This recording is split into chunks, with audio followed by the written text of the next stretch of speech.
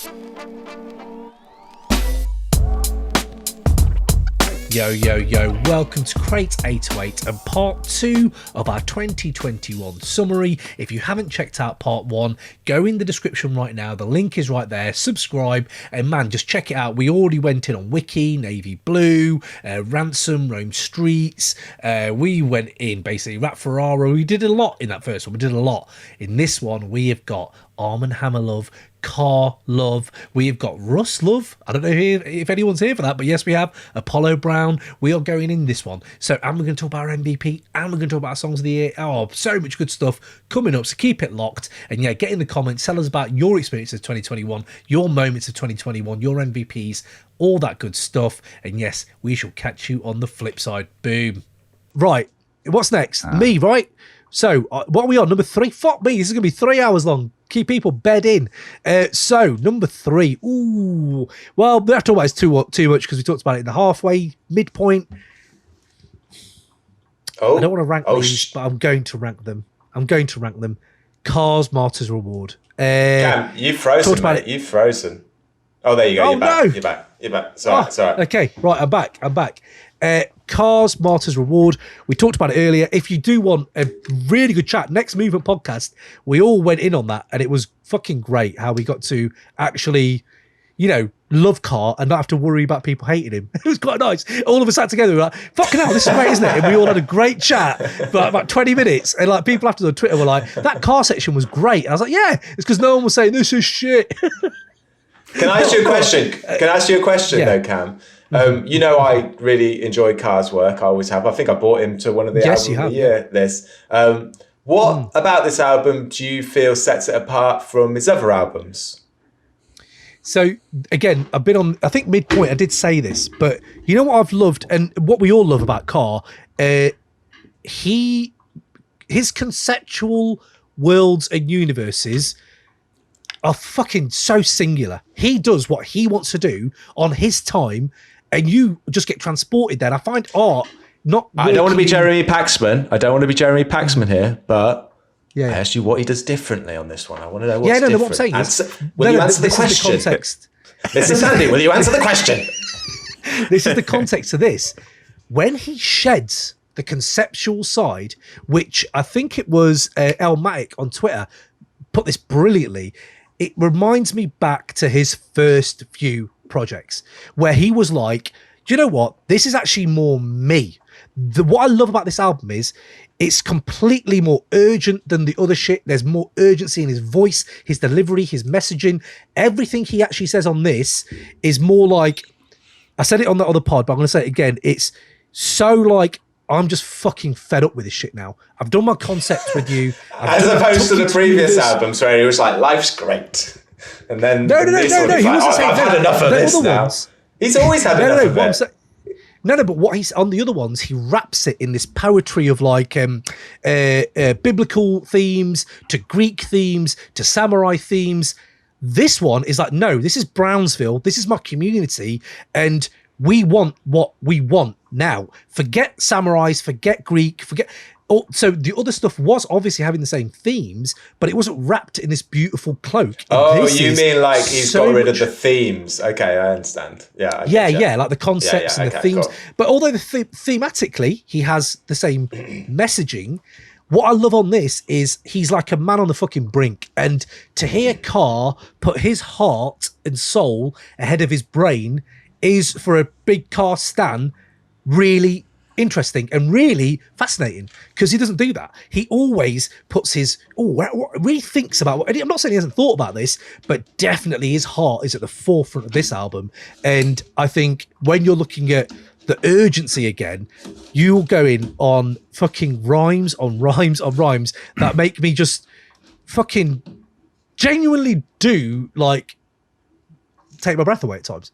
Genuinely. I'm genuinely like, fuck, how did I not think that? And I know that doesn't work for Ray, and I know it doesn't really work for a lot of people, but for people who love Car, it genuinely, that's the impact of what he does. And now he gets to the point, and it's like, you can say it with Kendrick as well, right? Like, when do you start, like, even, what's the word? questioning them. You know, when they keep dropping stuff that's I always like at some point I'm not going to like a project, right? Even the Orpheus one, that grew on me. It's one of my least favorite, which is odd, but if I listen back to it now, I'm probably, I know it's my best favorite. But yeah, so I think for me, it's someone who fully is realizing their purpose, and I'd love to see what he does after this. I'd love to see it, because like Metal Clergy isn't going to come. Everybody wants that. It's not going to happen. Him and Rock, it's not going to happen, he said. Or it might happen, who knows. But with Navy Blue being the only feature again, it's another thing where you think, shit, could he do a half God? Could he do it? Like, where he just lets go of the production and is like, Navy, you do this and I want to be on it. I'm just very, very interested to see where he does next. But you know I love Car, and I've talked about it for years on this podcast. And I think if you can get that personal without the concepts and themes, wow, what is the next thing you do? And wow. Wow, what is the next thing you do? You got a bit Kevin Keegan there as well. I like that. You were like, I would love it. I would love it. But this is it. But it really has got me more passionate than Sins of the Father, which should have been my album of the year last year. It was in my 5, but that didn't move me like that. That moved me in emotional levels, like a bit of sadness, and this has got me angry. This has got me like Curly Castro fucking's album, where you're like, fuck, like, yeah, what the fuck, everybody up, let's fucking do this shit. To me, I'm sick of this shit. He's Car is like a brilliant MC, but I find his albums are a little bit like, I mean, and they're utterly cinematic, but the payoff to what he's doing is that they're a bit like films in that I don't want to watch the same film every day. Like maybe once every 6 months max, but usually like once a year kind of thing. Or like even just some of his albums I'd probably just have listened to once and been like, that was really good, but then never really gone back to it because they're quite heavy and they don't necessarily fit into... I just wanted him to do a party album. That's what I'm trying to say. I just want a car party album. I'd lose so much. I'd be like, oh no. No, come on. If you did a really good party album, that'd be amazing. I can't even envision it. But do you know what the interesting thing is there? Hip hop's so vast with all the 90s shit as well that we've got, and all the fucking hip hop. Isn't it fucking great? You have certain artists for certain things, and that is fucking a beautiful thing. I think it's a beautiful thing. I can't imagine Car at a party. Never mind doing a party album. And if he would just bring everyone down around him, he's like, oh God. I didn't want this to drink. This is, oh God, why haven't you got... it's just fucking... I bet he's having a right laugh in the fire department. I bet he's the Joker of the pack, and we're all like, fuck, he's actually a really good laugh. So yeah. But go on, Ray. Go on. What shit you got to say? Is it any different to what you usually say? I don't have anything new to say about Car. It's just the downer, isn't it? He's one of those kind of guys that if you're at the party, I get trapped with them, and then I'm too polite to say I've got to go off somewhere, and he just keeps telling me about his stuff, and I'm like, yeah, all right, Come over here, mate. This is Car. I'll be off back in a bit. He's that guy. Isn't it great that they don't have to occupy that place for us? They are at the party. They just have to be on our headphones and take us places, and that's why it works. He's not getting invited to my party. He's not even there. He's not in the house. Car is brilliant, and I'm sorry that I've taken the piss out of him, but he is brilliant. But no. I can see Ray's point. I can see why you wouldn't. I mean, obviously, he's an acquired talent. Everyone has their purpose. He occupies the space that he chooses to occupy, and it's like, I'm not. Yeah, I'm just not into it. Yeah, but that's great. So let's jump into a little bit of. Mate, I just had a thought before you do that. I just had a thought. I can't wait. In the whole time we've been doing this, Kendrick's not released an album. Like when Kendrick releases an album, I just literally thought, oh my fucking God. Has been great, hasn't it? That's the thing, that's the double-sided coin. People keep begging for it, and then it doesn't come. And then when it does come, it's like, oh, we need another one. I love that, but I think Carl has been a bit more prolific recently, but he did go a few years without dropping anything. But if I just want to hear Ray doing espousing his opinions on Kendrick on a live chat. I can't wait. Okay, let's go back into the comments before we jump on to the next one. I turned up late, James. Bob's son it is. Well done, James. Fair play to you. Toby, Ray trying to keep calm and not going off on this one is amazing. It has been quite nice to see him, his jaw just getting tighter, and that thing's just going to break tonight. It's just going to snap. So, free music. I respect Rap Forever from afar. Okay. Theatre rap music too. Theatre kids need rap music too. Exactly. That's what I was laughing at. That's good. That's good. So what else we got here? Toby needs someone to bring Czarface. Oof. I thought that would have been Ray. Thought it was going to be Ray. By the way, I thought Ray was going to be J. Cole. I thought Ray was going to be J. Cole. It's in my top 10. J. Cole's got some lines. We're going to bring in lines later, but he didn't quite make them. Didn't quite make them. So Super What seems to be slept on, Jack. Yeah, I agree. It probably has. Osman, a couple of boom bap albums that Ray will really enjoy. I'm going to let you read them yourself, Ray, later. I'm literally copying and pasting that, so I haven't checked them, so I'm going to do that. Good work. Free Music Empire. I could listen to Cam on car all day. Nick Sheffield, 100%. Aaron couldn't listen to car all day though. That's true. That's a very good comeback. Yeah, kill yourself. Comeback. But yeah, but then again, you know what? Maybe that's Patreon content. We just do all the car albums. 24-hour car stream. Osman, I wonder if Car ever had to go to Middlesbrough to get something. Fucking great. This is why I love you guys. Free music. If Car popped up on a Lonely Island song. Can you imagine? Jesus. What the fuck is that? Nick Sheffield's comment, Carty time. Oh, Jesus, I'm kind of hurting. I don't want to do this, but we are, aren't we? We're rolling down this hill. Fuck. Car's got a going mumble on his next project, Aaron. Imagine that. Ninja Rose, where do you rank a Martyr's Award in his discography? Fuck. I'm going to pretend Ray isn't saying anything. Where do I rank his... Fuck. Oh, Jesus. Fourth, fifth. I don't think it's... Yeah, Sins of a Father might be top 3. Sins of a Father top... Honor Kill the Samurai might be number 1. Fuck. That's so good. Anyway, Grief Pedigree. Anyway, right, let's stop naming car albums and go to Ray's next one. Ray, I think you've got 2 left. It's a 3-hour show, so feel free to go in. It's not a 3-hour show, is it? We've got 25 this is going to be, I think. Right? We've got so many categories. Just do another live stream. Could do, but no. So we're here now. Yeah, the next one it's number 2, isn't it? Yes, number 2 for you. It is, and it is also album cover of the year. Blacklight. Stalley, Apollo Brown. Yeah, it's let's go. An Apollo Brown record. It's just Apollo Brown's fucking beats. It's just hip hop, like the way it's supposed to be made. On a Windows 98 computer. You can copy and paste your argument from last year, right? Exactly. And just put it in. That's if even that. Hip hop was supposed to be made on an old server running Windows NT from 1999. That's what Grandmaster Flash envisioned. That's what DJ Premier would die for.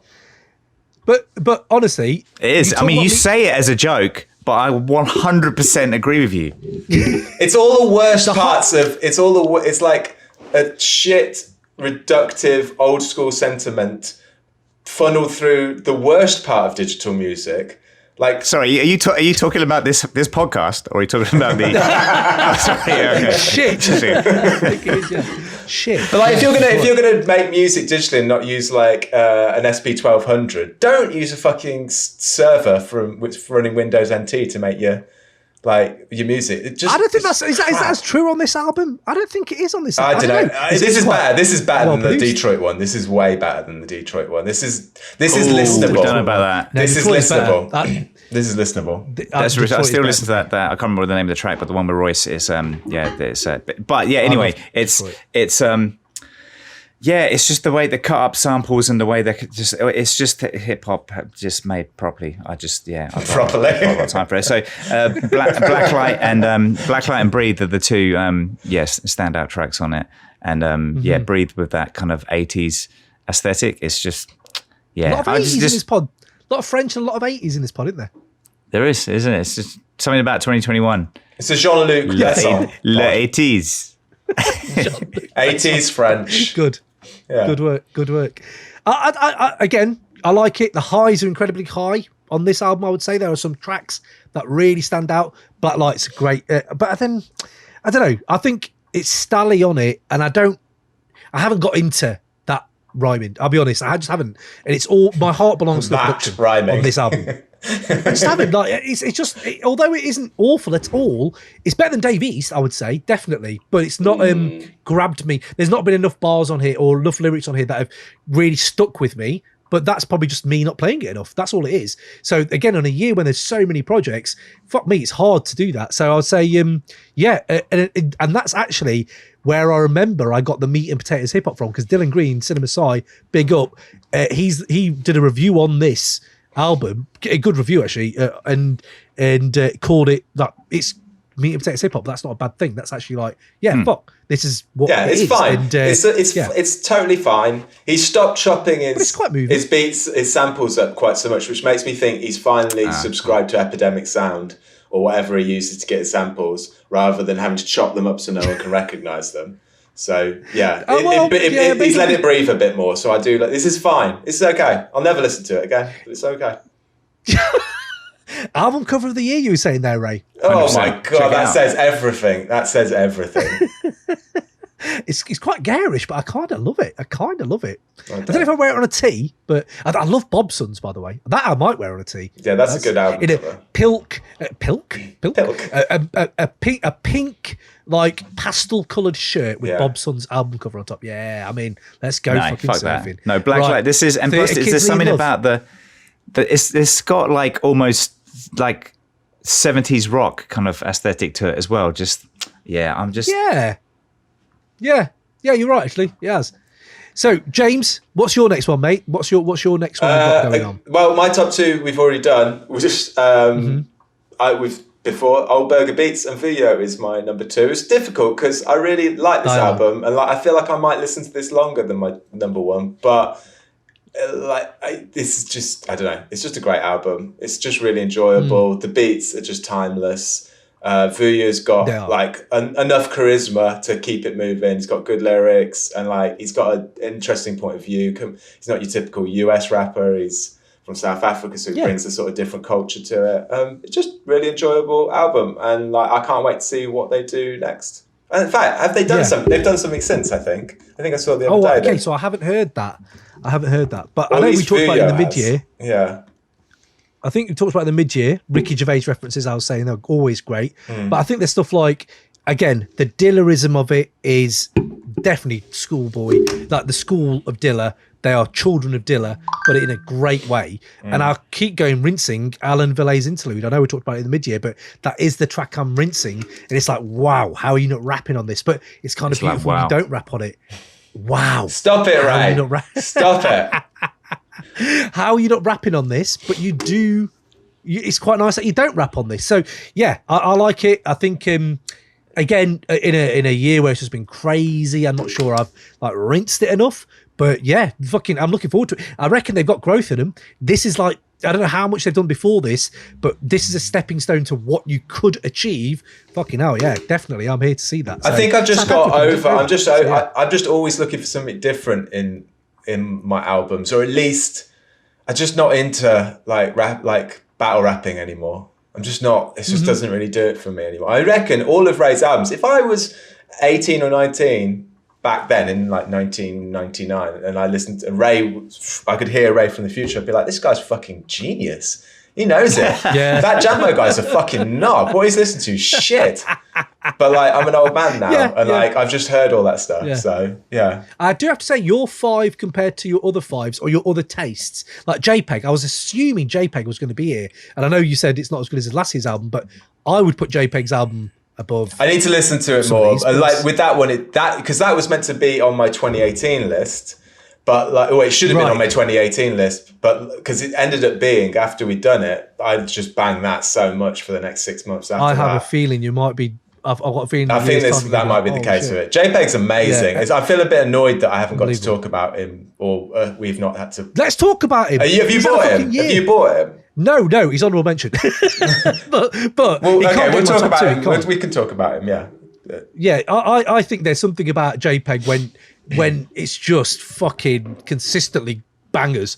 He just got, whoa, that little bit there. This is the thing that Ray talks about unfinished beats. He doesn't like the unfinishedness. I think there's beauty to that, where you can just, Al obviously is great, but JPEG does it. He'll put a little snippet in here, a little snippet in there. Some fucking crashing shit comes from the side. You never know what's coming next, do you? You never know. Exactly.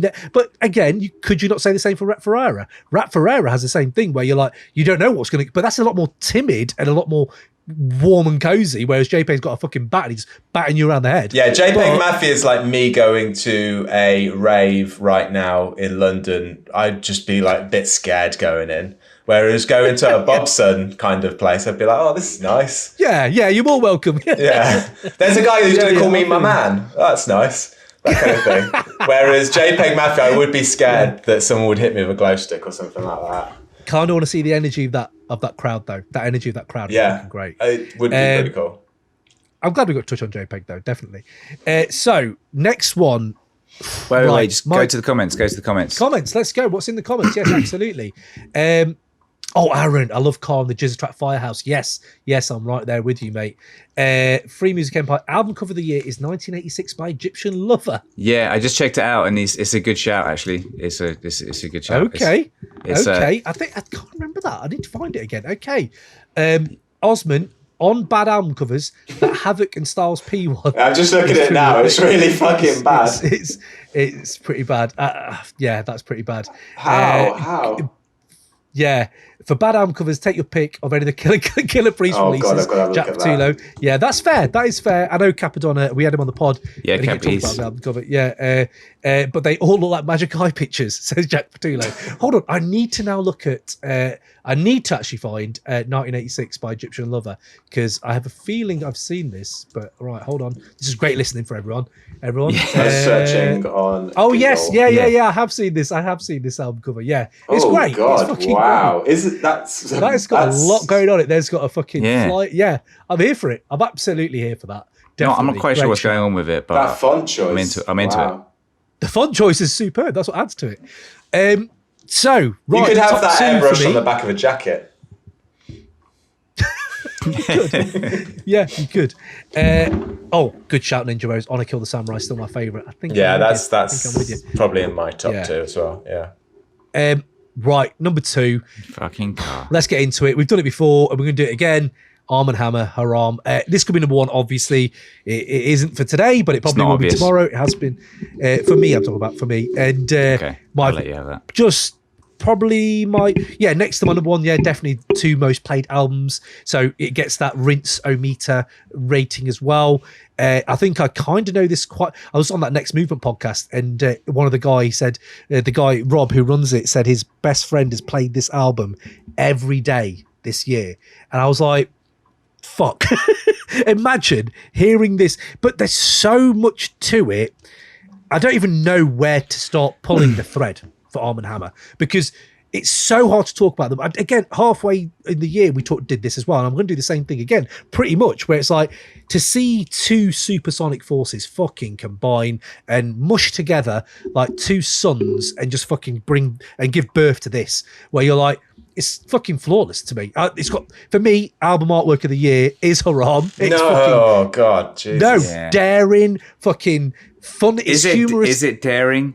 It's only daring because but that's relying on people's reaction to it. Oh, it's daring because a certain section of society are going to go, oh my God. But to anyone else, fucking couple of pigs heads, who cares? Someone who's trying to sell their music, who can get their stuff moved off of sites for their artwork, that's a dare, isn't it? Isn't that kind of ballsy to do that? It's the Lady Gaga meat dress of album covers.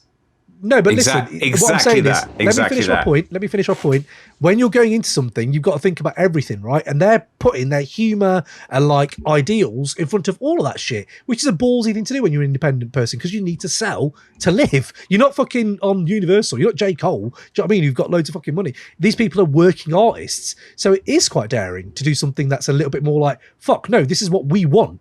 We want this. We're going to put it on the cover. Bang. Alexander Richter. Big up, man. I love that album cover. And I think that is just pretty much put that mentality through the whole project. The whole album is that. The whole album is these kind of genius transition. The transitions on this are fucking incredible. I love this for the just tantalizing little moments that Ray hates and I love. Like, I listen to Roaches Don't Fly again, and I've talked. Stonefruit is my song of the year. It's fucking heartbreaking. There's moments, there's bars on here, there's lyrics that have stuck with me. Like, there's one that Elucid said that after a fucking hard year, when he says, "Don't make a keepsake out of grief," and that for me is fucking true. Don't. And that's what I'm trying not to. It's very easy to do that, and it's a very human thing to do that. But to hear someone try to mirror how I'm feeling I fucking love that shit. And there's even humor where he's like these transcripts with like Cameron skits, shit like that. There's stuff in it which is humorous. Then there's moments like, as I said, Roaches Don't Fly. The fucking start of it is the worst acid trip ever. Like, it's just first 5 seconds and it's fucking frightening. And then bang, goes into this other journey of beautiful Alchemist production, some of the best of the year. And then it goes into some more bizarre, like, crickets in the background and guitar samples, and again it's just got all of this, and then you've got a Lucid and Billy Woods on fucking top, and you're just like, I don't know, we don't want to dissect these lyrics because we've done it on the halfway pod, but there are so many moments when they are hypnotizing yet funny yet fucking hard hitting, and yet there's bits when I love the story of I can't remember the track's name, where Billy Woods just talks about painting houses for the summer and like getting paid to do that and enjoying that summer. It just makes you feel nostalgic for times that I fucking wish I had again. I fucking wish I had times when it didn't feel so shit. And it's like, yeah, that comes through in this album. And there's moments in this album, there's so much fucking when a Lucid sings, I didn't think I'd like a Lucid singing, and fuck me, he's great. So yeah, and Curly Castro, the features on there are amazing. I know we talked about Curly Castro falling out of the sky. Earl sounds a bit comatose, I'll give you that, but generally the fucking puzzle that is Haram is one that I can't stop kind of wanting to unfold. And I don't know what it is. It's just one of them things. It's just like, shit, I just want to keep listening to this. And it's got this addictive quality that's hypnotic to me. And it's just dug its fucking hooks in, lads. And I don't know. It's just Al. And I don't know. The worrying thing now is, do they do better? And I know we could have said it after Shrines, but I think this might be my favourite Armand Hammer project. And I don't know what they can do now, but fucking isn't that the beauty of it, right? Just have to see. But James, what's your? Have you? I don't know. You've said on Haram before, but where are you on it at the moment? Yeah, it's definitely one that hasn't been in heavy rotation, but it's really weird. I've just been sat here for the last 5 minutes. I think I've dreamed a Armand Hammer song because I've been looking for this one song for ages. I'll have to ask you about it later, but like their music is almost quite dreamlike. They're a bit like Cannibal Ox, but with a bit more variety in their sort of output. The production reminds me in elements of like LP's production in the early 2000s, and they're a little bit like Cannibal Ox in that they can like verge on horrorcore a little, just a little bit, like that hard sound, but then they're also way more emotionally like vulnerable and open than they were. I really like the album. I've listened to it a few times, and like you say, the highlights like Stonefruit are just fucking beautiful. What's the one that I really like? The one that always Indian gets Summer. me. Indian Summer. No, Falling Out the Sky is Sky, just dreamy. Like, it's really weird to have a group that they're kind of, like I said, quite hard hitting lyrics and like I don't know, their sound is a bit like hard edge, but then they have these beats from Alchemist that are just like gorgeous. Mate, it's quite a nice combination. There's these transitions through the whole album that stitch it together that are just majestic after you keep hearing it. But you know what I love is what you've just said. You have Curly Castro, Billy Woods, Elucid bringing some fucking like colonizers, better fucking, about my name, kill your landlord. Brutal, ruthless lyrics. And you're then going, oh, but it's on some beautiful, fucking opaque, abstract, like, production. But then the production, like I said on Roaches Don't Fly, can get really like that as well. So it's this weird tonal shift through the whole album. Sir Benny Miles comes in on like a mic stand. It's a mic stand that's been knocked, and you're like, what the fuck? It just jolts you awake, and then it goes into this beautiful like track. Well, not beautiful, that's a bit more harder, but again, quite a lot of contrasting shit going on in this whole album. So I think that's what kept me going to it, is like it's just got that intelligence and that art, and also just the lyrics that kind of resonate with me. I'd have thought Ray would really like this. I'm really surprised. Nah, it's more... Why? Because it's really arty. He loves really arty stuff.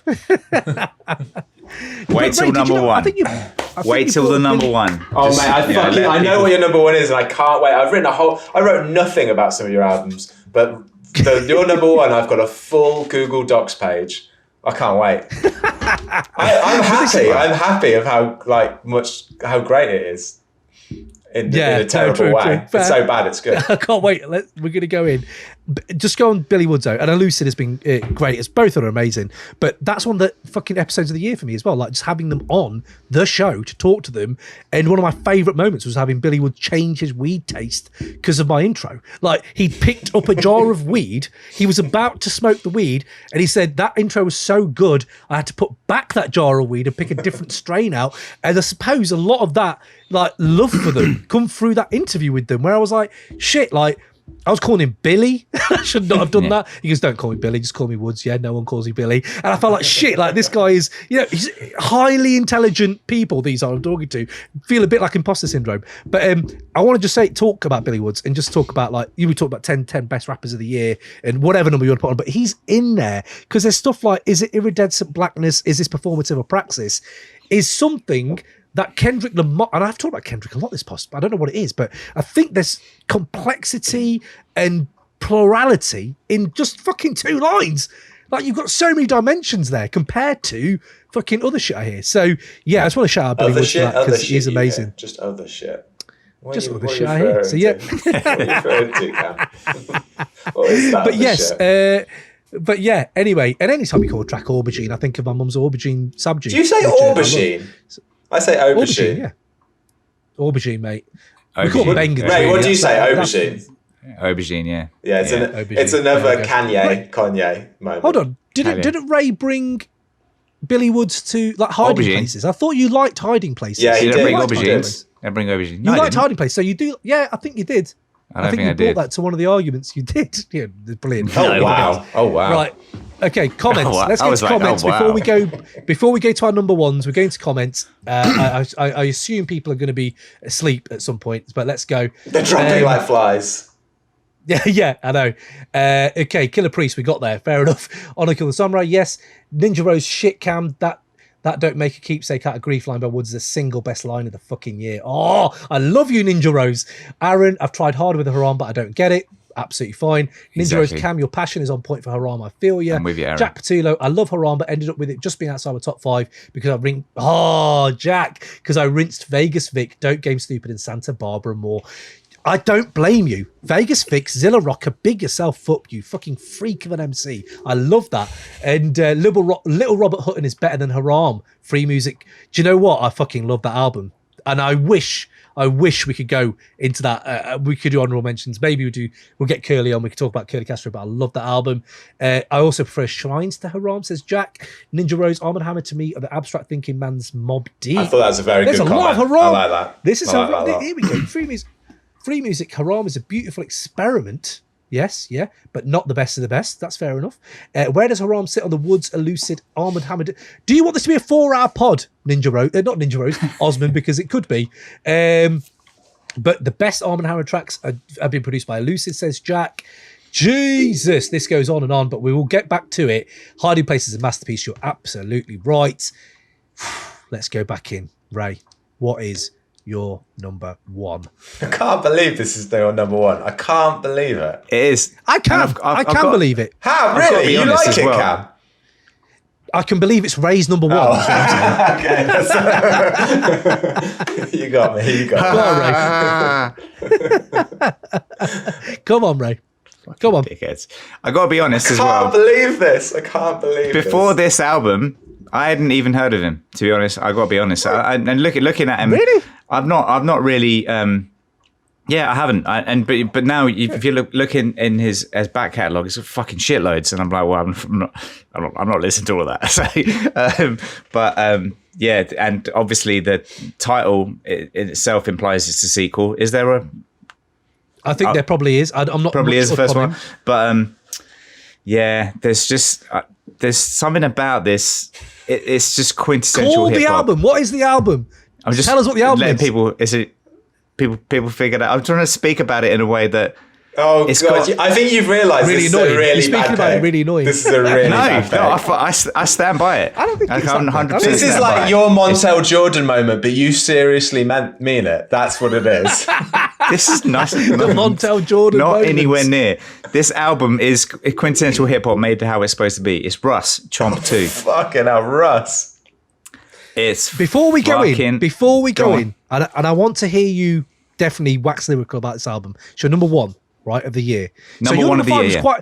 Your number 5 is very revamped to your 5 from the mid-year, right? Can I ask you this? Where is J. Cole? Where is Sky Zoo? Oh my it's God, not Sky Zoo's strongest album. I mean, there's only a couple of tracks on, what was it called again? All the Beautiful Things. It's just, that's kind of, it's in the top 10. But since we did the top 5, I've not really listened to it. J. Cole. He's your man. Did J. Cole have an album this year? Yeah, no, it's fucking hell, it's all right. I think it was quite long. It's decent. It's quite long. It's decent. It's got some all right tracks on it, but it's very J. Cole-y. Okay. I thought Baby Keem was going to be your number 1, to be fair, but that didn't get in there, so it's fine. So Baby we don't know Baby Keem is Baby Keem. Anyway, right. So go on then, Ray. You've got on here producers. Tell us the producers. You've got Primo, Alchemist, Ninth Wonder. Yeah, fuck it. Harry Fraud, Static Select, just Bink, Jake One, Hit Boy. Literally every one of them phones in their performance. The only person, no, they don't. The only person who actually does is Conway. Conway comes with the heat, but literally, So he was talking about. Sounds like he's on Xanax. It's horrendous. No, that's what. No. He was talking about producers. He was saying producers. The features on this album, and I want to go back because Ransom Papoose, the Game, West Side Gun, Styles P, Jadakiss, Primo, Conway, Sci-Hi, fucking Sci-Hi's ridiculous. Ghostface. Ghostface and Conway on one track. Lloyd Ghostface Banks, and Conway on a track. Joey Badass. Like I'm not. There's more on it as well. That those are only the significant ones, and everyone's killing it. Everyone's killing it. No one's phoning in anything. Idiot, you're phoning in the fucking podcast, dickhead. To be fair, right? To be fair, that is true. That is true. Okay. So if you gave me enough money to get Jadakiss on and I still managed to come up with a bad Jadakiss verse, how's he done that? Jadakiss always brings a good verse, yet he's brought in a really bad Jadakiss verse. Just not good. It's an all right Jadakiss verse. Oh, that's what I'm talking about. It's not. If you think it's all right, then it must be shit. The backing this is what the fun experiment of this album is for me, is you have the backing to get the greats and you come up with this, and that is my detraction for it, is you had all the money, you had all the tools, someone went, here you go, you've got Ghostface Killer and Conway on a track. I would say my favourite Conway verse on the whole fucking year is this. It's a really good verse. It is very good. Yeah. And fucking thank you. You can put all your arguments to bed that all he does talk about fucking drugs. No, you don't. Fucking listen to this verse. He's been doing it his whole fucking career. But I would say, Ray, what is it about this that puts it above everything else for you? It's Russ's charisma, definitely, isn't it? Well, see, it's a solid project. It's got every different producer on it, but it doesn't sound disjointed and separate and everything. Russ kind of weaves it all together. He's got some ridiculous lyrics in this as well. He holds his own. Look at the people that are featuring on it, and Russ is still he's probably the highlight on it. Like I don't know him. This is the first album, and I've been mostly my reaction to this has been like, holy shit, he's got lyrics. And I'm like, how the fuck don't I know this guy? This is ridiculous. How do I not know him? So, and that's why I've been listening to a lot. And I'm like, listening to his back catalog feels like a big task. I don't know. Maybe I'll just listen to it from now forward. Yeah, maybe, yeah. But because he's got a lot. But initially I was a bit put off by, he's got a lot of lyrics on this that goes on about how great he is. But that's, fucking hell, that's hip hop. That's hip hop, yeah, exactly. But he does it in how can he do it in such a way that it's beyond that? It's so dislikable. It's horrible. He's like the little boy on the piano in a party, and he's like, I'm playing piano for everyone. Listen to how great I am. And all his friends have to stand there because they've been paid to turn up by their parents. But killing it, playing some incredible Mozart or whatever. Yeah, just absolutely nailing it. I don't think he kills it. I think there's bangers on here, but I don't think Russ kills it. I can't think of one moment he kills it. Like, he's good, it's decent, it's solid, it's fine. The production at times, there's bangers on here. Yeah, the production's fine. It's fine. It's all right. It's not too bad. It's phoned in. I think it's fine. It's their worst beats. It's not phoned Blue Chip in is at all. Good. Blue Chip with Ransom is great. Bucket Hat Low, great title. That is great. Papoose showing up. Get it but and free. The game track might be one of the worst tracks I've heard this year. Oh, come on, it's the game track is I've got my notes for that is nothing new. Russ's verse is the worst verse of the year. That's what I've written down. It's literally his first verse is the worst. It might be the worst verse I've heard in the last 3 years, possibly. It's horrible. Made $8 million plus 200 grand in 3 weeks. Supermodel suck me clean. I love my little neat freaks. Oh, God. Oh, yeah, the lyric. And then he goes on and next he goes, not only have I seen the whole world, but we all have. My mom has too. I got a house with a gate and my mom has too. That's a fucking line. It's awful. Come on, fucking hell. Yeah.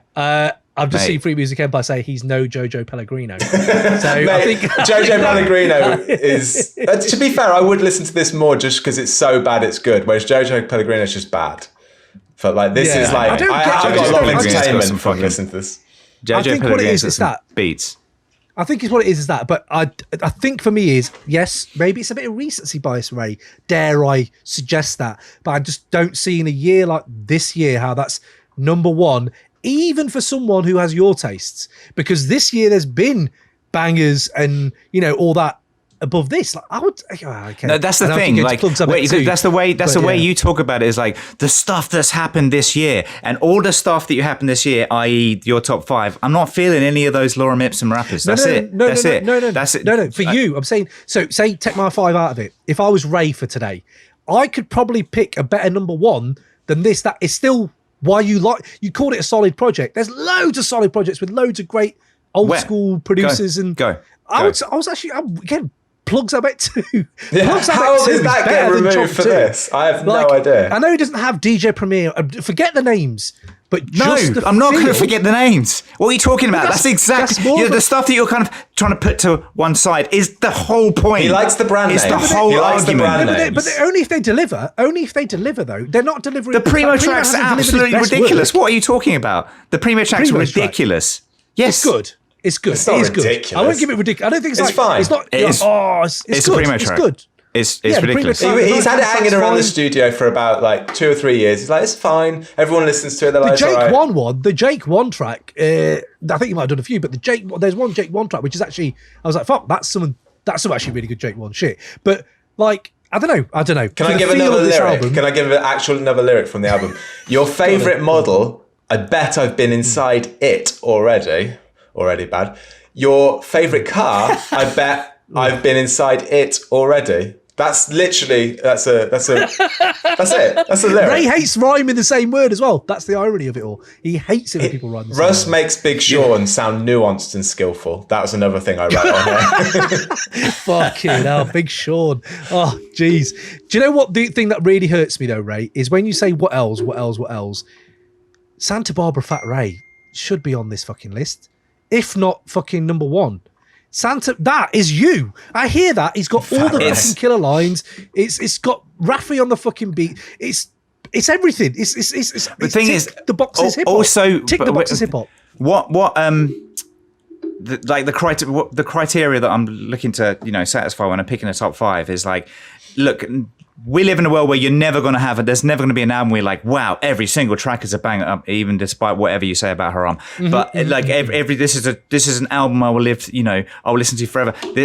I'm looking at the what's come out this year and like what albums have tracks on them where I look forward to listening to it. Like we all kind of take tracks from albums and make up our own playlists of like, I want to listen to that again, listen to that again. Yeah, and the albums that I've chose all have tracks on them where I'm like, I'm skipping to that track. Do you know what I mean? And Russ has there's loads of tracks on this which are ridiculous. I mean, mainly Get It and Free are just absolutely ridiculous. But there's tunes that I'm gonna come back to. And to get back to your point was the Fat Ray one. What was it? What was that? Santa Barbara. Yeah, Santa Barbara. Yeah.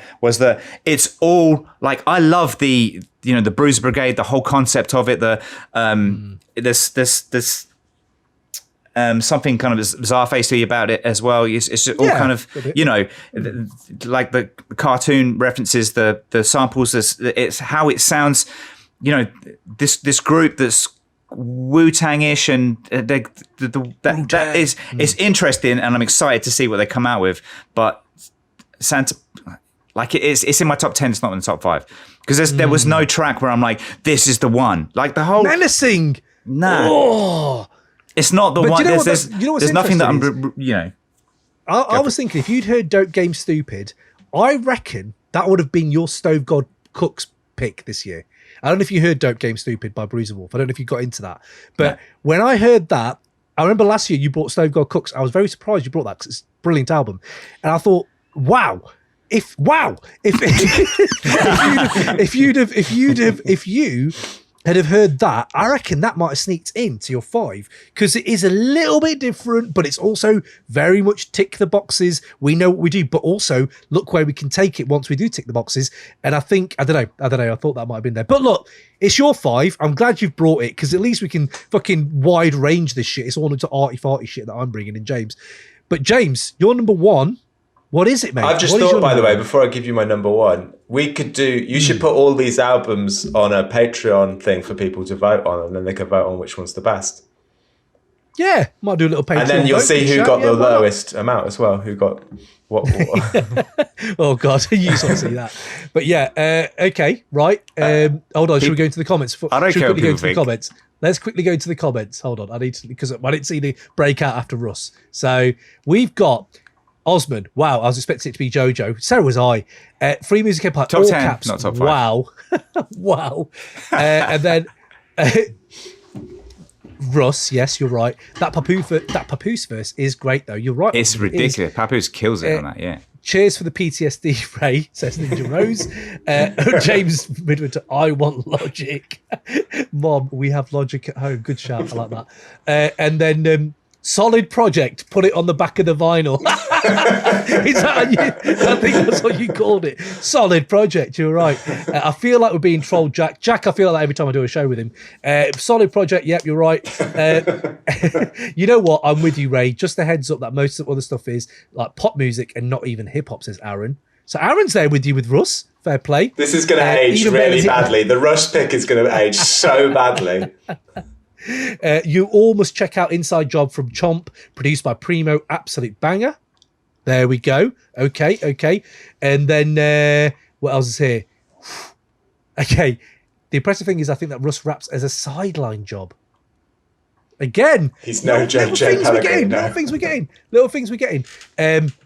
Jack, great shout. Load Bearing, Crow's Feet, Prem Rock. That is album cover of the year. That's one of them as well. That's such a beautiful little album cover. Well, fair play.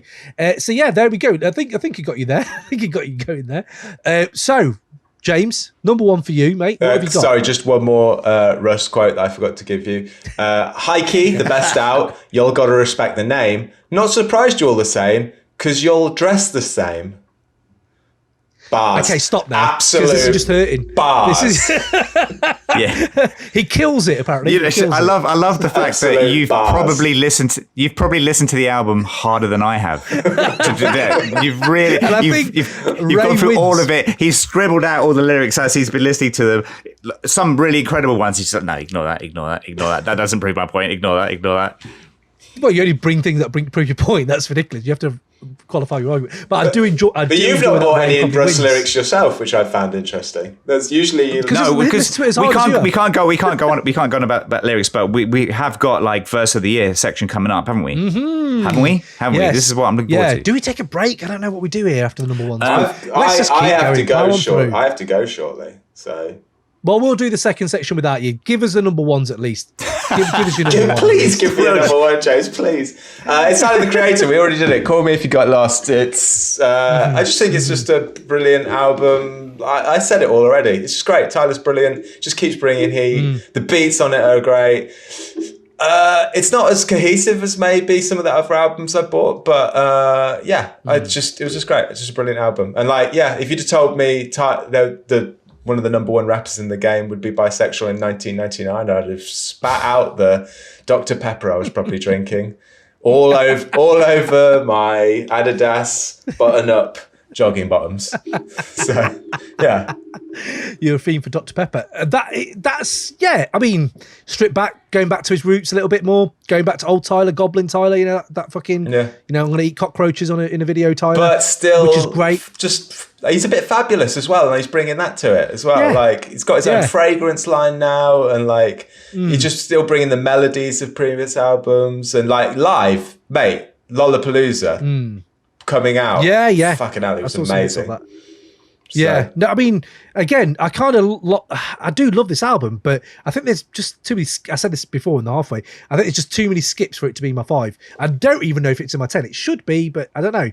Corso just fucking carries. Yeah, Corso does carry it. You are right. But in terms of, I banged that album the most this year, probably. Lumberjack is a great fucking lyrics on Lumberjack, and it's got a cohesive story, love story throughout it. That's like not just like. Hammered home into it. It's just like threaded through all the tracks. It's just a really nicely, considering it could just be it was like themed as a mixtape, and it could just be him throwing a load of tunes together. They're all held together by something, and then all of the art direction behind the videos and stuff. Just a great album. Okay. I think it's on a few people's top 5s. Ray, Tyler, what have you got to say for Tyler? I'm not giving him any time. I'm not. You're not even liking Corso or Lumberjack or some of those tracks? Nah. Bit more straight hip hop. I don't know. I think there's something to it. What you said before. What you said before about when you said you spoke to Woods and Elucid earlier this year, and that's affected your appreciation of the music. So you've listened to Haram a lot, but you spoke to the guys and you like and respect them because you've had that chat with them. Like I don't like Tyler. I don't know. Oh, just don't like him. So that affects my appreciation of his music as well. Is there any reason you don't like him? I don't know. I can't put my finger on it. I haven't thought about it much, to be honest. But I'm not really feeling his album. Bearing in mind, I just said Russ is number 1. In a world where that's true, I'm not really listening to Tyler's album, and I find it as well. Like his beats, they're not classic hip hop beats, are they? It's just he's doing. I'm like, no, I'm not interested. Go and do that over there. I think they're more classic than they have been for him. Like it's quite nice seeing artists do his way of doing it. Do you know what I mean? A little bit. Don't move hip hop forward, Cam. Brexit means Brexit. Just 90s hip hop. It's a 90s hip hop podcast. Right. Well, I want boom bap beats. I want rappers from the 90s over primo beats. Oh shit! That was on Russ's album. Oh, literally Jesus provided. Christ. What Ray's asking Jesus for. Christ! Properly done hip hop. The spreadsheet has been ticked off nicely. Perfect. Doesn't matter if you like it or not. It satisfied a spreadsheet somewhere. Okay, yeah. I like it. Let's go in now. Comments while I do on number 1. Ninja Rose is dropping some fucking bombs. I don't know. You've asked me to. This is a lot. I honestly think the last 6 years of hip hop are the strongest any 6-year run in the history of hip hop. I need to really sit here. No, is it insane? There has been big statement.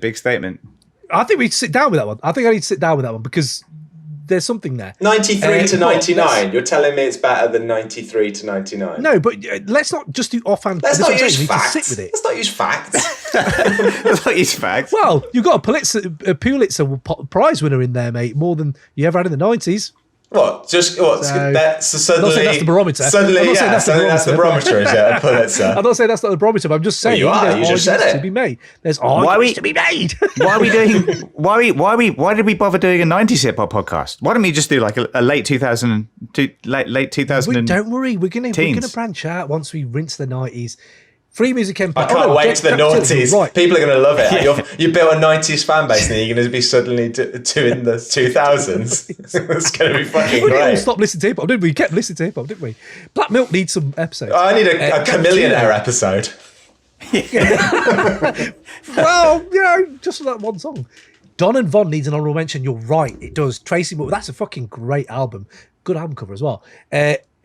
So Remble album was hard. Remble, I've heard, is supposed to be big, actually. I think it was Jeff Weiss who told me about him. So also Call Me When You're Outside, and it's Remble. Jack, good work. Ninja Rose Down. I agree with Ray on something. I don't like Tyler either. What? Free music. I am between James and Ray on Tyler. I love Tyler's first listens, but I don't come back to him a lot. I think that's the same with Igor, maybe a little bit. We do have a section, what's the best album you won't ever listen to again? That is coming up. And what else we got here? Right, let's go back in. My number one then. My number one.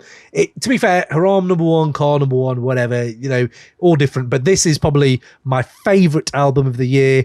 Mach-Hommy's Pray for Haiti, mate. Pray for Haiti. Talked about it before. I'm going to just go in again. I think this is... I can't think of one bad track. That's one thing I know I can say about it. It's a really consistent album, isn't it? Yeah, absolutely. I think it showcases probably my favourite voice in hip-hop now. I think it's my favourite voice. His croakiness, the way he fucking sings, the enigmatic nature, the fucking Jay-Z swagger. What did I call it earlier? Swaggericious or something? The swagger. It's just truly enigmatic hip-hop. Like, he's a mysterious bloke anyway, and he shows you these little peeks into his life in this album, but then just fucking comes in with bars. Like, you're just like, what the fuck? Like, the way he's flexing on it is amazing. I think seeing someone who's so in command of his like art form is always nice, but when you see it at this level, you're just like, what the fuck? And he's ambitious as well. Like, got back with Griselda. He's got that fucking artwork, which is amazing. Like, obviously Pray for Paris, and he's riffing off of that. He has that line that it's probably my favorite line of the year, which is I think we said it before, but I'm going to say it again. 26 letter. In this age of instant gratification, the only commodity to have is patience, and that's just stuck with me a lot, especially when it comes to actually being creative and actually like creating stuff and content. And you're like, yeah, fuck, that actually resonates with me. I think when he starts saying stuff like, "It's crazy what you can do with some old polo and Ebonics." That's Big L to me, and I'm like, fuck yeah! Like the ghost of Big L lives in this guy. Like he clearly is influenced, and I said this on the Next Movement podcast, there's lines on this which Cannabis would spit. And I know some people are, oh, well, that sounds shit, but he makes them his own. But the seeds Cannabis, like, let's not fucking sleep. Cannabis was fucking amazing at one point. He was a moment for us, I feel. And to hear the seeds and shades... He's still going. No, but, obviously... Wyclef happened, and it's like if that had happened, if that hadn't happened, what could have we have had? And I think to see someone who's clearly influenced by these artists that we love from the old school, there's seeds of it all in there, and then I just say like it still has that element of what I love about Car and Haram, which is, although this is a lot more accessible, this is still mysterious, and it still has that bemusing quality to it, like something tropical like Sticky Fingers before Onyx. I still haven't unpacked that bar. I don't know what that is. What does that mean? I'm going to look it up. I'm going to look that up. He's done a disclaimer on Genius. He will not have any of his lyrics on Genius. What? He's made them pull all that. Oh, frick. So the 26. I was looking forward to figuring that out. Criminal is one of the earworms of the fucking year. Nicholas Craven again, big yourself up, sir. Come back on the pod. We need to talk about fucking how you make Criminal. And it just sticks to me like glue. And when you see stuff like the pain in it, there's actual, when you listen to something over and over again, you actually start hearing like the real pain in the shit. You're like, fuck, like Navy Blue, that's probably why he's not in my 5 as much, because I start seeing it in Mac, and he says, keep seeing Didi in my sleep with her gold teeth, and in Punjabi that Didi means older sister, and I've had a lot of shit with my family this year. It's again coming in, it's all seeping in there. Penrail, he just says, I'm very instrumental, and I thought with Penrail, like, no fucking shit, like, you've been singing, you're doing Creole skits, you're fucking doing Au revoir, which is just you just doing a singing track, which is great. Like, shit, do I want this? Balance Cho goes more onto that, like, fucking hell, we're going to go to bangers. But yeah, just the way he's going in on that, I would say, what's the other one? Fuck me, bar of the year. Fuck, there's so many. Another, No Blood, No Sweat. Oh word, your raps is braggadocious. Put your 38 in your mouth. Go ahead, spit your magnum opus. I know I've repeated that before at mid-year, but fucking, is that the hardest shit you've ever heard? It's like, shit, that is so fucking hard. And it's just sublime. It's just sublime. You have all that. Ray, thank you for pointing out that was a David Bowie Fame reference on Stellar Ray Theory, because I was like, what is it when he goes, Fame? I was like, yeah, it's fucking David fucking Bowie, you're right.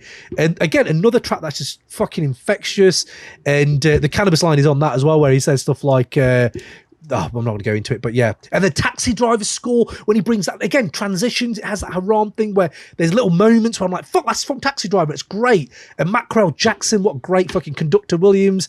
And what's he say on that next tape? You might hear me sliding on flamenco or calypso. Maybe you should tiptoe. And I'm like, motherfucker, let's do a flamenco album. Let's hear that flamenco album. Why not?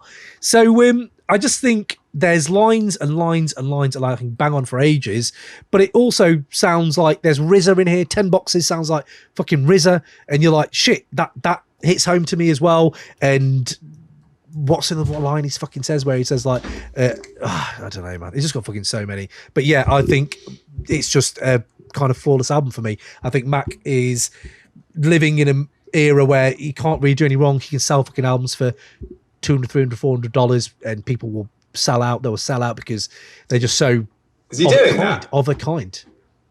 That's how he made his thing, man. That's how he started doing it, didn't he? Tapes for 200 quid, stuff like that. So Mac's had this, but Mac's been doing it for a while, so we know what Mac is about. I just find this year's been quite nice and lovely to see his name mentioned further out. You see Jay-Z being influenced, you see other people being influenced, and you see, okay, yeah, Tyler, people are seeing it, and I just love this fucking stuff. You just have to really give massive props to Westside Gunn as well, executive producing, bringing Mach-Hommy into that kind of, like, is it branding that Westside Gunn does? But he kind of has like this little universe. Curating. Yeah, curating. But there's some branding in there as well, like the album covers, like the high art aspects of it that he brings into these artists and sort of gives them a little bit of that. I just think, yeah. Also, I was thinking earlier, Westside Gunn is like, what do they call it? Lost leaders. He does lost leader hip hop, doesn't he? He just puts out in what way? Really, it's like Facebook putting out the Oculus VR set for really cheap. They make a loss on that every time, but people, like, what they make back is people buying stuff, like software for it. But he just puts out these really high quality hip hop, but constantly. So that's why you miss out on albums, because you're constantly checking out the new Westside Gunn, which is like really high quality and free and constant, rather than checking out Russ's latest or something like that. He floods the market with lost leaders. Floods the market. But yeah, Westside Gunn and Mach-Hommy, it's just, I mean, yeah, I love, you got to give him some props for that album. Yeah. I think it's interesting that he did Hoffa as well. Like, you think, yeah, he has put his fingerprints around a lot of hip hop this year, and not necessarily all been on his stuff, but you know, Dave, I would not have thought of a Dave East, Harry Fraud, Westside Gunn collab. Yeah, it happened. It's like, wow. So who knows what fucking is going to happen next year? Could be Russ. He's very generous. He's a generous man in terms of like putting people on, I think. I think Conductor Williams is going to become the next one. Well, although he already is big this year, he's had a great year. And I think a lot of Westside's, you know, push of that kind of sound and Camo Monk and stuff like that. I think, it's just great to see. But again, you know, with this album as well, it's not fucking boring. As in, like, every song sounds a little bit different, a little bit more varied. Therefore, when I do go back, it's like Haram, like, oh shit, there's another song I haven't heard, and as well as I heard it this time round. So again, it's rewarding. I listened to it this morning. I was like, yeah, it's just been one of the most rinsed projects. Ray, where are you on Mac, mate? On this one. Like you said, he's this is part of, I don't know, like Westside Gunn's over, you know, the like all of these different projects. Like, I just see this album as like another one of these Lauryn Ipsum rapping. I mean, he's not completely that, but every now and again he drops some bars where he's like, oh shit, yeah, he's actually, oh no, he's not rhyming. All right, he's not rhiming. He's not rhyming. Oh, he's come back. He's come back. He's got. Okay, he's not really rhyming. Yeah, and that's the same thing with the beats as well. Like, there's a couple of tracks that are like, oh, this is a sick beat, and the next tune comes on, I'm like, all right, for fuck's sake, well, here we are again, kind of thing. And that's kind of my experience of a lot of these albums, the ones that you've brought as well, where it's like there's moments that are amazing. There's moments in the tracks where I'm like, oh shit, wait for the beat to drop. Oh, the beat doesn't come. Beat never drops. So this is the world we live in now, is it? This is what I have to adapt to. This is what you have to put up with. Fucking brilliant. Okay, but can I just make one more point, Cam? Yeah. I don't want to just like stamp all over Russ, but he's an obvious one here. Russ puts like people on his tracks to make himself look good, Whereas West Side Gun puts people on the tracks to make them look good, which is the difference, I think. And that's why his projects are way more artistically beautiful. And like, it's just better. And well, which isn't saying much. He's better than Russ. Whoa, really? He's better than Russ. What's better? What's better? That's the thing. I mean, I'm not saying Russ is better, but I'm going to be listening to that. You put it number one. And was it what Aaron said? I think it was. I think it was Aaron that said that. By the way, all of Russ's other albums are just pop shit. So fine, I'm not going to listen to any of it. But and thanks for the heads up. But could have given him that yesterday or the day before. Nonetheless, this album is the album I want to come back to. I don't have a feeling of like, oh god, I got to skip this. Oh god, hang on. Oh, is the beat going to come? I don't have that experience. Do you not think Russ was a bit long though? Like the tracks have an extra verse. Don't talk about length, okay? Just fucking start talking about that when we're talking about some of the other albums. Yeah. It's a fair point. No, but okay. Side B, West Side is fucking long, but it doesn't feel long. But I don't think like it does. Actually, I don't actually have to look at Mac, but Haram's quite succinct. I think I think a lot of the work, Apollo Brown's is quite succinct, which is quite rare. Like for Apollo Brown, he loves a long album. But I thought Russ for me was I was skipping tracks because they were like 5 minutes, 4 minutes long. I was like, that could be a 2-minute fucking song. Come on. But yeah, okay. Honourable mention. 15 tracks. Quickly. 15 tracks. Quickly, yeah, but what I'm saying, the tracks themselves, like 4 or 5, like that's the thing. Like, they feel like they're going. You got to fit all these people, and it's got 1,000 features. That's what it is. We've paid for him now. Get Lloyd Banks through the door. Come on. Right. Exactly. Honourable mentions. Another contender for album of the year, Lloyd Banks. Lloyd Banks, yeah. How's he not in your 5? He's better than Russ. We just keep having the same argument. Because he just recorded the album while he was in the shower or something on his phone. It's just I don't know why it sounds that way. Yeah. Okay. To be actually, he kind of sounds like that on his features as well. He sounds like he's recording all this. He's not visiting people's studios. He's like, "It's all right, mate. I got a studio at home," and everyone else is like, "No, it's Lloyd. You can come and you can do it at ours. No, don't record it in your home studio." And he's like, "No, the home studio is killing it. It's killing it." And he gets into his shower, turns it on, records into his fucking iPhone. Yeah, another verse. He's got a colander as a pop shield. Brilliant. Right, okay. Honourable mentions. I'm going to rinse a few honourable mentions before we get back into the comments. JPEGMAFIA, definitely. Injury Reserve, I would say that is a very good album. It's a bit sad, but it's a good album. Everyone knows I like sad. Lukah, Why Look Up, God's in the Mirror. Album title of the year, Why Look Up, God's in the Mirror. Fucking hell, come on. He is one of my ones to watch. He's been fucking brilliant this year. And I will try to go more into the album as we go. Curly Castro's Little Robert Hutton, fucking amazing. There is, Cujo taught me where he does 20-minute, he just goes into a fucking rave Beanie Man track where you're like, fuck, right, love that. Capoeira Recall as well. Yeah, Boulder James, Bo Jackson with Alchemist. I'll go Madlib, Sound Ancestors, Vegas Vic, Evidence, DJ Muggs' American Cheese, H31R Masai, and Jay Woods' Velocity. You might like that one, Ray. I'm going to put that one on there as well. Jello Point and Noah the Flood. Fucking Uncle John, Smooth and Jello Point. Fuck me. Bruiser Wolf, Flea Lord, Cartel Madras. So many people. YL, your man YL brought out adaptation. Is it adaptation or adaptation? You'd fucking love that, James. I don't know if you checked up with YL. I do like YL. Output. He bought one. It's got a really poor album cover, adaptation, but it's fucking great. Really good. This Thing of Hours 1 and 2 by Alchemist. Fucking Lucid, Dirty Deacon. What a fucking great project that is. Mike's Disco. That's one I thought James might have had on as well. L'Orange, The World is Still Chaos, but I Feel Better. That is beautiful. And then just a big shout out to Droog, Lucky 7, Mother Nature, fucking Semera The Truth. There's been some great Fatboy Sharif. There has been some great music. And I don't want to stop just there, but please do. Leslie Snipes. I think we all need to shout about Leslie Snipes because Leslie Snipes emerged this year and he was a guy that this podcast birthed. And I don't know how it happened, but I was really Leslie excited Snipes came out. Yeah, Leslie Snipes was a rapper who came out because James made up a rapper called Leslie Snipes, and bang, someone emerged. And also big up Sankofa because I don't know if you did that, but I do enjoy your music. So yeah, big yourself up, bro. They're my honourable mentions. What has everyone else got before? I think James is going to jump off before we do the last sections. Yeah, how long have we got left? What have we got left to do? I've literally got. They're very quick categories. Give me the rundown. Give me the full rundown of categories we need to do. Okay, It'll take longer to run them down than just to do them. How? Yeah, How could that possibly be true? Well, I'm exaggerating. That's what exaggeration is, Jumbo. Fuck it. So we got verse of the year. We got songs of the year. I call them bangers, but some of mine aren't bangers. They're just verses. They're songs. Best podcast moments, best hip hop moments, 90s rediscoveries of the year, MVP of the year, and what other ones?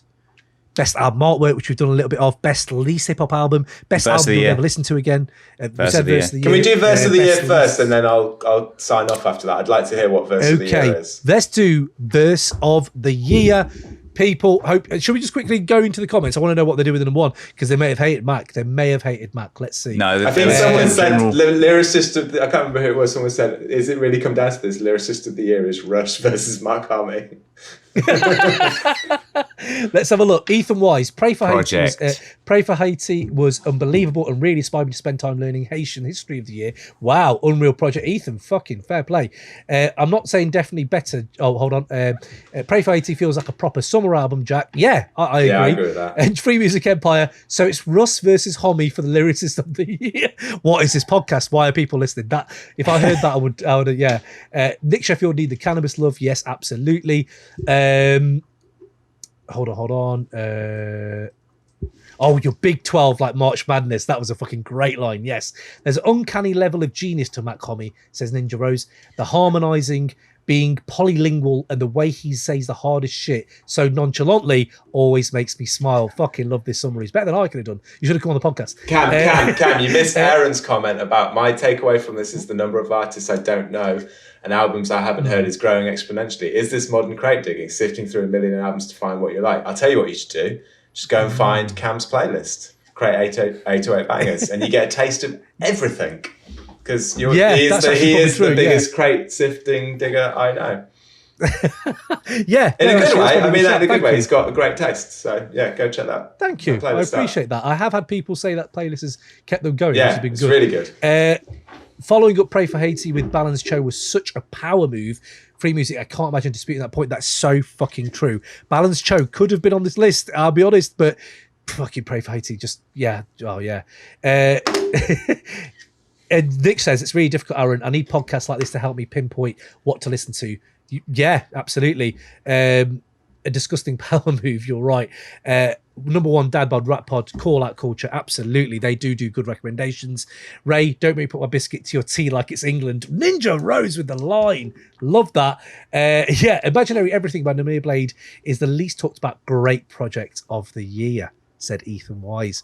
But Ray's talked about it. It should have been Ray's number one. It should. I mean, he had better ones in the summer. In the summer, your taste was better, but that was your best album you bought today. Wait, which album? Imaginary Everything.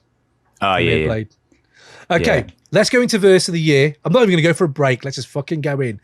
Right, so Billy Woods on Stonefruit, obviously. But I'm not going to just jump in there. I've got a few. What have you got, Ray? Hang on, I'm just doing backup of the chat in case the recording thing. I'll do mine then. So I think Mac, I don't know if there's a verse as much. We've talked about him generally. It's been amazing. But I think him all over the album has been amazing. So I don't know if I can give him a verse. 26 Letter, maybe. So I do enjoy the way he flows on that. He ticks all the boxes. Flavour, fucking charisma, strut to everything. Mach-Hommy is an icon, end quote. This is the year I'll get my Python trench coat. Yeah. I love that. And as I said, Andre 3000 on Life of the Party. It's just this lamentation of like fucking death and passing of your parents and just fucking... But on this beat, which kind of fucking carries it beautifully. And I know people have things with Ye, but Kanye fucking... Yeah, I thought that was amazing. And I loved... just him questioning God and heaven and shit on that. And just every time Andre drops anything, you just are there going, why not more? But yeah, so absolutely there with that one. I've got Tyler the Creator, Lumberjack. I thought that was fucking brilliant. Likening your partner to Mulan because he's tall was weird, but I loved that he did that. And he also sounds a lot like Doom, I thought, on that verse. I've got two more here that before my number one. Chika. I don't know if you guys have heard Chika. She's fucking great. She's got a track called Save You. And I got recommended that track on Twitter by someone. and she smashes this whole fucking verse, right, with this honesty, fucking vulnerability, and skill all at the same time. And it's her first verse is amazing, and her second verse is just fucking brilliant about, you know, my mind run by a busybody who make time to plan out a damn pity party. That's a lot work for one guest, blah, blah, blah, blah, blah. And she goes on about this kind of morose lifestyle you can be in when you're heartbroken, but it's on this beat, which is just fucking amazing. So I love Chika. Dave, I think we've not had a lot of UK hip hop on here. Big up Juggernaut, Jallow Point, Tombstone was one of my tracks of the year. But Dave's verse on Heart Attack is 10 minutes of just fucking dense Magnus Opus London life, like just fucking dark, but kind of real. I love that. And I'm going to shout out Kip Stone as well, because his verses on Get Myself Together have helped me through a lot of the dark times. But my number one, apart from Billy Woods on Stonefruit, which I talked about, is Lauryn Hill. I'm going to go with Lauryn Hill on Nobody. Nas brought about. It's one of my favourite moments of hip-hop this year, has seen Lauryn Hill back with Nas, which has been mad.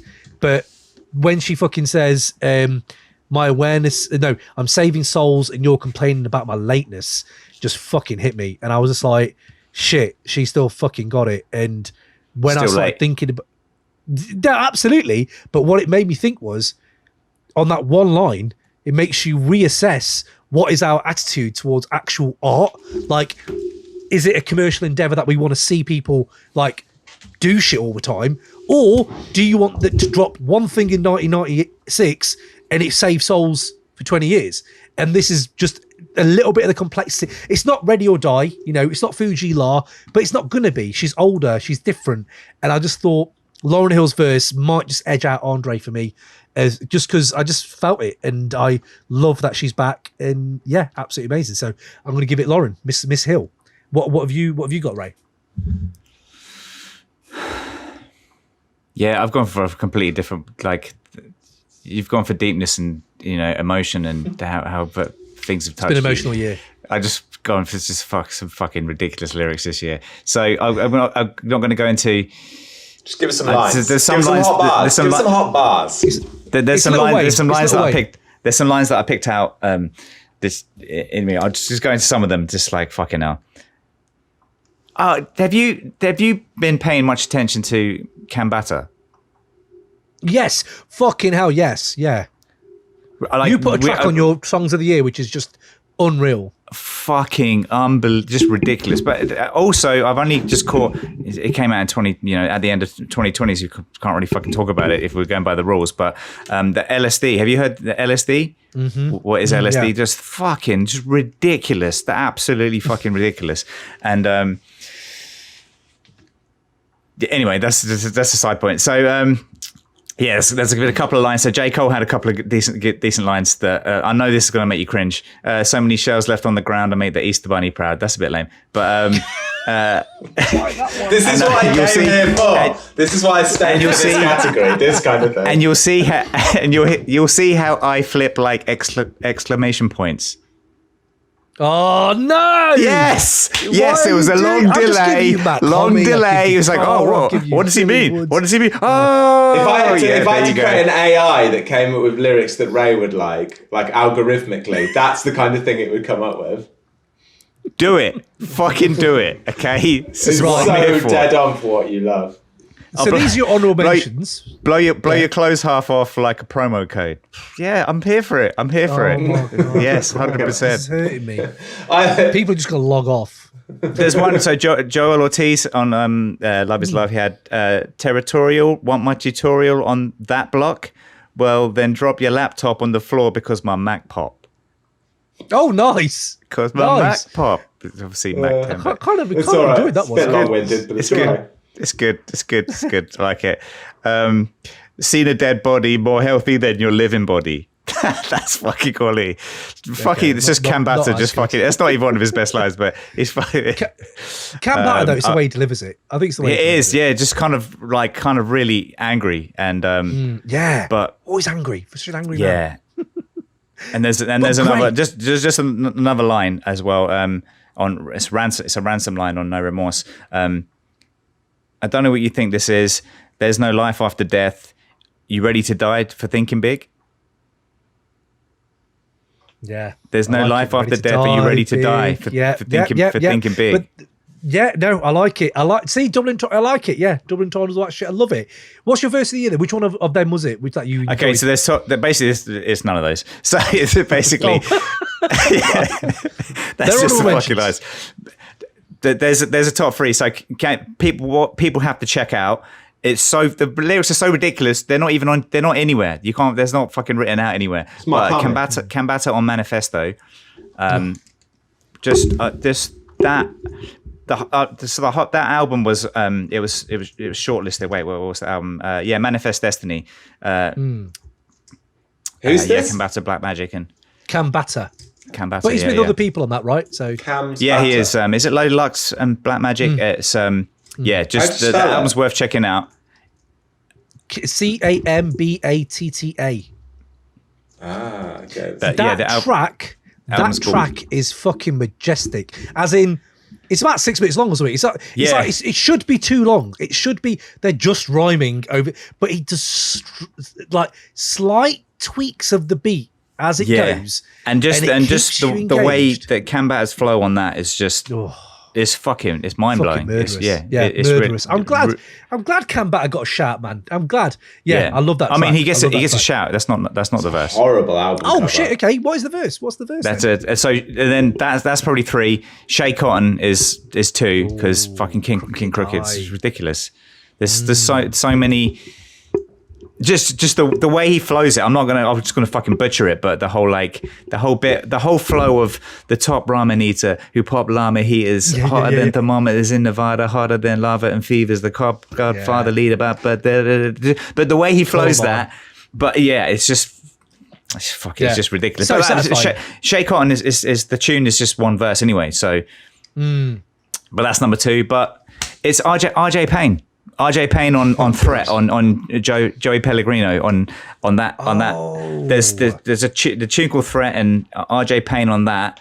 It's a really slow beat, but RJ Payne just switches up his flow, and it's incredible. That's verse of the year. I need to listen to that again. 100%. It's not even worth me being like, this. Any good lines that like. Yeah, any good bars? The entire fucking thing. It's not worth me picking one out because it's not gonna. The thing is, like, I'm not saying, this verse is great because it emotionally touched me when they said this one verse. I'm not taking the piss, but that's what you said about some verses. It's the whole fucking verse and the delivery of it, and you just got to check it out. You just got to check it out. Okay. Right. I'm kind of beguiled by this. I need to go check that out. I do. RJ Payne verse of the year. Just put it on now. Give it a minute. Let everyone else. It's been 3 hours. We can't keep going like this, can we? Can't keep going like this. Right, I'm going to jump into the comments then before we get into the next section. What have we got here? Ethan Weiss might be cheating, but verse of the year was ASAP Rock on Ask Anyone. Yeah, that is a Doom tribute. That is a fucking great verse. You're right. I forgot that came out this year. Jesus, yeah, it did. Bruiser Wolf, I got nothing but head beavers, sell more white lines than Adidas. That is a great line. Bruiser Wolf brought it. My voice is an instrument. Just the way he rhymes. That's awful, Bruiser Wolf impression. But yeah. Ninja Rose, Billy Wood, Stonefruit, absolutely. Car's first verse on Subtle. Yes. Kendrick on Family Ties. I'm glad because I think it's fine if he fucking goes a bit weird and has a bit of fun with it now. Yes, it goes a bit off the rails, but the start of it is great. But yeah, I'm with you. Navy Blues first verse on Primo. Yeah, great. Mach-Hommy's first verse on Wooden Nickels off the top. Yeah, those are great shouts. I love them. James, I don't suppose you have any, do you? Or can we go to the next I was going to say, I hadn't prepared for this, but I would say they hate to see a dog balling like LaMelo, Sour, Morello, that. It's just a fucking amazing start to an album. It's such a good start. Real Dogs Who Palmetto from Here to Palmetto is a brilliant little cover. It's just a great verse. So yeah, that was my. As soon as you said that, I was like, Cam's got it there. That is one of my favourites of the year. So. It's fucking brilliant. Is that 26? That's the opening track, I think. Yeah, I think that might be my first. Oh, fuck Lauryn. But yeah, they're so good. But yeah, okay. So we call this Bangers of the Year, usually, right? Payne. I'm going to go to Bangers of the Year. I'm going to have to sign off, I'm afraid. Oh, Sorry, James, no more witty Chandler-esque comments. I can't be the Chandler of the podcast anymore. Thank you, James, for jumping on. Happy New Year, mate. Thanks, guys. I appreciate you. And I assume you're going to be on till probably about 1 a.m. No, only this is gonna rinse through these. I've only got one-liners for the rest of these. So. All right. But yeah, appreciate you, man. Thank you again for bringing all the flavour, and yeah, we'll catch you soon. Happy New Year. Catch you in a bit, guys. Peace. Happy New Year. You too. See you in a hot minute. And we soldier on. Right, Ray. Songs of the year. Fucking what I did. Good riddance. Fucking good riddance. Thank God. He's gone. Thank God. Songs of the year, right? I went with my selection. I did what I did last year. None of these were on my 5. None of these are on my 5 albums I've picked because there's so many that could have gone from there. And this way I get to add and reference other people. So it's fine. But Stonefruit is my song of the year. Grape Soda maybe second. So that excludes them. But I'm going to go through here real quick. My 10. Yeah. I've got about 20, but I'm going to go for 10. Vamoose, Zilla Rocker, fucking unbelievable. There's lines on here that I love, which are just like, rappers don't retire, we fall off, get day jobs, or inspired, live off a resume and try to get hired. I was like, fuck, like that is what people have to live like. And just, Vamoose, you son of a bitch. And just the references, love that song. So yes, very much rinsed. Laboo by Mac. I got it out the mud, swear to God, fucking hell, that line, just the way he sings it just fucking resonates and comes out of that song. Love that. Hot Water Tank by Boulder James and The Alchemist. I put this on Twitter and I will say it on here. I think it's some of the best whistling since Omar from The Wire. And also to name your song after one of the top 10 most boring things in my house is an absolute flex. Hot Water Tank is great. And then I'm going to go with Peach Cobbler, Navy Blue, Laurie Save Me by L'Orange, Lil Fade by Vince Staples. What a fucking track. I don't really like the album as much, but Lil Fade, brilliant. Tell Me About the Stars by Semira The Truth. That is just, it's only like a minute long, but I fucking love that song. Hop Rock by Madlib, and I've played that so much this year. I love Madlib for that. Brick Mile to Montana, because Benny the Butcher fucking kills it, and it's great. Lost in Time, Part Jams by Evidence, who brought a brilliant album out this year, and that has really accompanied me on my, somber walks in the park.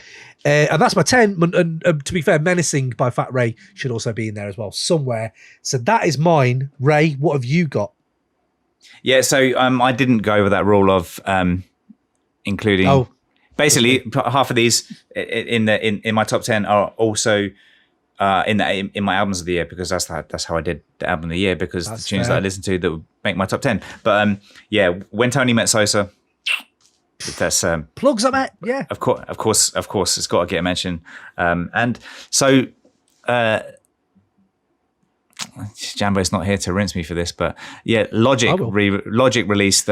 He brought an album out which was pretty shit, and then he re-released this year on Spotify. Released a load of tunes that from mixtapes from ages ago, and there's one tune called All I Do, and I think it might be my most rinsed tune of the year. It's just it's ridiculous. It's so good. I don't get why you love Logic so much when you hate Kendrick.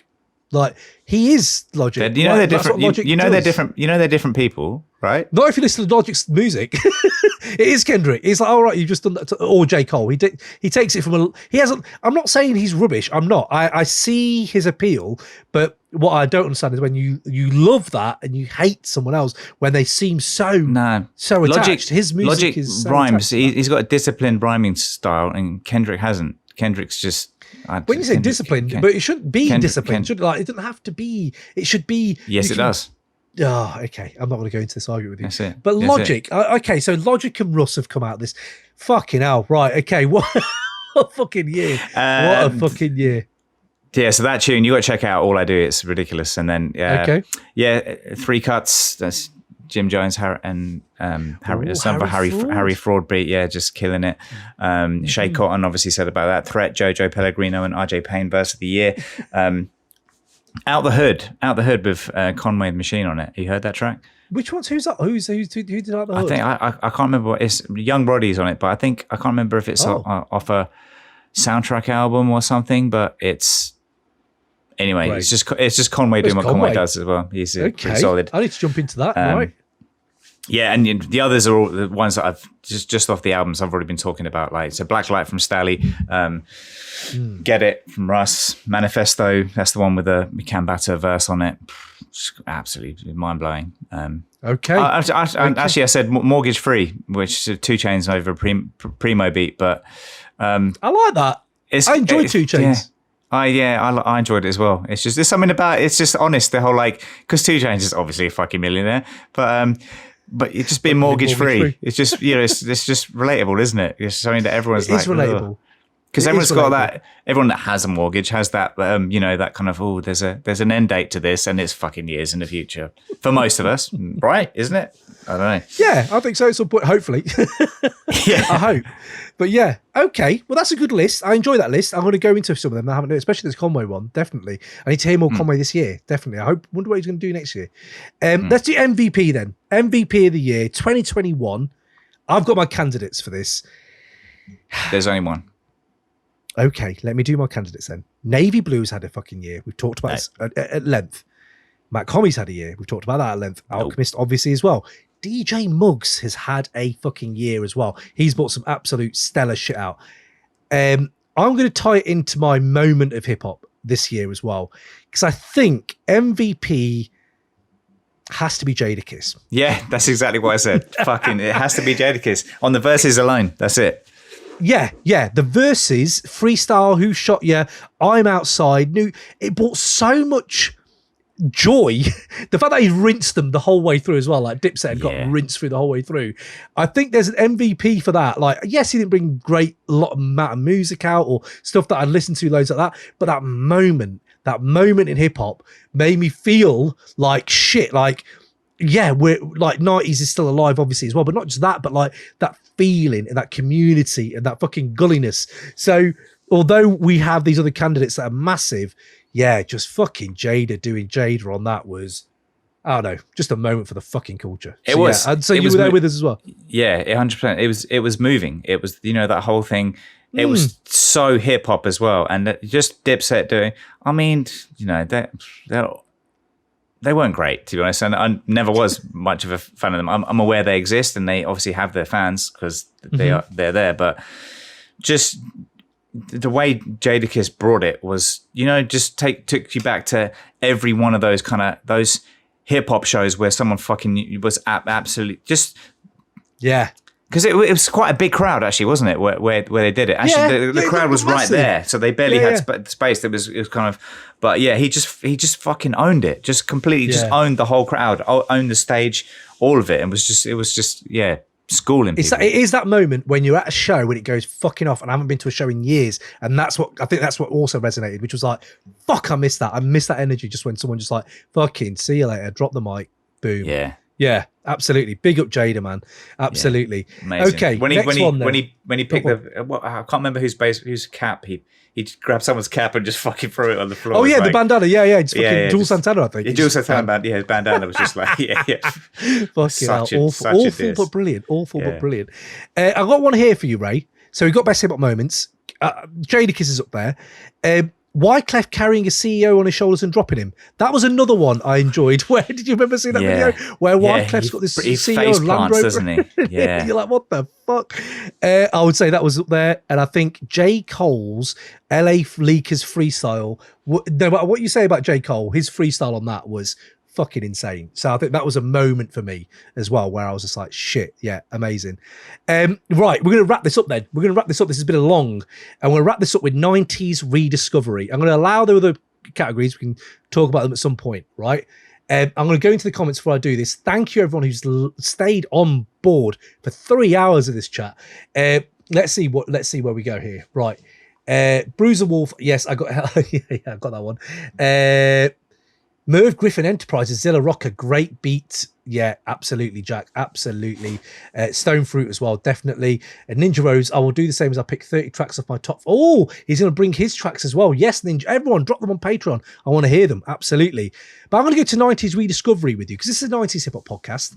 And I think every year I dip back into the vaults of the 90s and rediscover like either an era, a producer, or an artist. This year for me, it's been Hyro and Del the Funky Homo Sapien. They have truly soundtracked my year. I know they came on the podcast.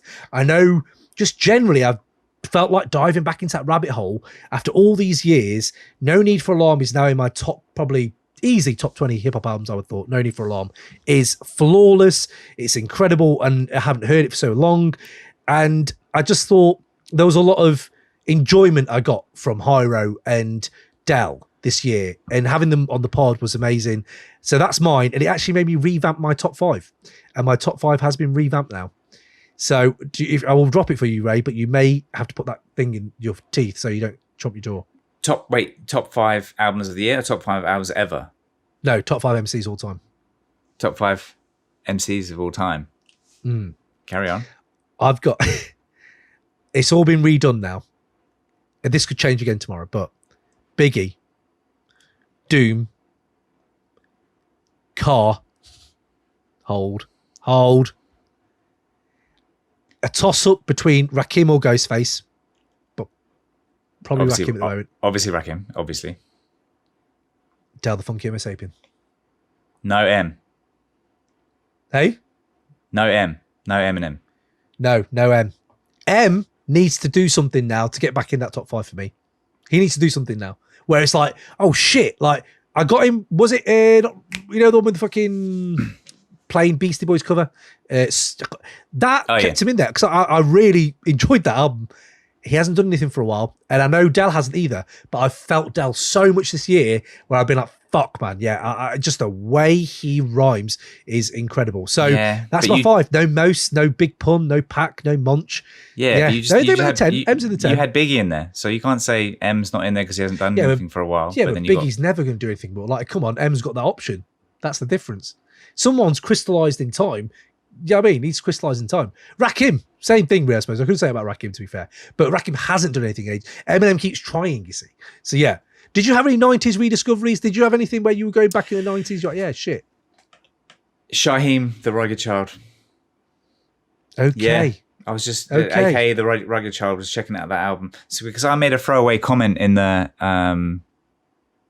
it was one of the episodes this year, and made a throwaway comment of like, the beats are amazing, but the lyrics are shit. And someone made a comment on the YouTube, was like, wow, how can you say Shaheem the Rugged Child's lyrics are rubbish? Oh my god, this guy doesn't know what he's talking about. And I was like, fuck that YouTube comment guy. I don't. He's not going to affect my life. And the little reluctantly, I was like, let me just listen to Shaheem again, just to check. And guess what? Wow. I confirmed it. He's shit. He's got no lyrics at all. No, it's like listening to a child rhyme. It's like, let me write these things for you that you can pronounce easily. He's not got any. Nah. Oh, no. I thought I was going to go completely the other way. Obviously, it did not. Yeah. But there we go. Good, what a bombshell to end it on. What a bombshell to end it on. Well, thank you for joining us on this marathon. Thank you, Ray, as well, for jumping in and keeping this going. It's fucking daylight where you are now. I'm going to jump into the comments. Thank you, everyone who stuck around for us and with us. Ace and Eastwood, absolutely Ninja Rose. What a great shout. Mick Jenkins bought some shout. I need to dip back into that album because I didn't get it. It didn't grab me as much. Osman, thank you for joining us, all of you. And yeah, we'll catch you in 2022. I hope you enjoyed this. And yeah, man, fuck me, 2022. We've got some Denzel Curry. We've got some Joey Badass. We've got Kendrick hopefully dropping JID, Freddie Gibbs, Pusha T. Fuck me, there's a lot coming. There's a lot coming 2022. Earl, fuck me. Ghost with fucking Kanye on, I heard. Jesus, that could be odd. But yeah, so there we go. We're going to go in. I'm going to get some fucking sleep after this. Ray, thank you. Big up. Catch you soon. Peace. Cheers, guys. Catch you later. Happy New Year. Happy New Year.